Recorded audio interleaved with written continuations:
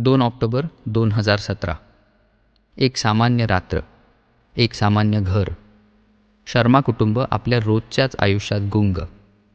हसणं, बोलणं, सोबत जेवणं. पण त्या रात्री काहीतरी वेगळंच घडणार होतं. पहाटे अचानक एक भीषण किंकाळी ऐकू येते आणि त्या आवाजानं अख्खं गाव जागं झालं. घरात रक्ताचं थारोळं. बनवारीलाल शर्मा आणि त्यांची 3 मुलं आणि एक पुतण्या, एकूण 5 मृतदेह. तिथे असलेली शांतता नाहीशी होऊन आता ती जागा फक्त आक्रोशानं भरली होती. कोण होता हा राक्षस? कोणाची इतकी पराकोटीची द्वेषाची भावना होती की संपूर्ण कुटुंब उद्ध्वस्त करावं? पोलिसांनी गाव सील केलं. प्रत्येक व्यक्तीची चौकशी, प्रत्येक फुटेज तपासलं. पण काहीतरी चुकत होतं. स्कूटरवर रक्ताचे ठसे, CCTVमध्ये अंधारात दिसणारे आकृतींसारखे चेहरे.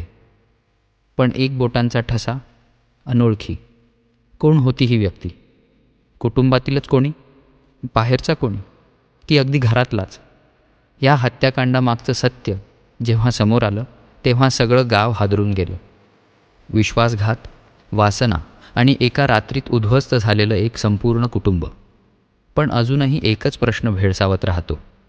त्या रात्री खरंच नक्की काय झालं होतं? संपूर्ण कथा ऐकण्यासाठी आमच्या इरी कथा या YouTube चॅनलला भेट द्या. लिंक बायोमध्ये आहे.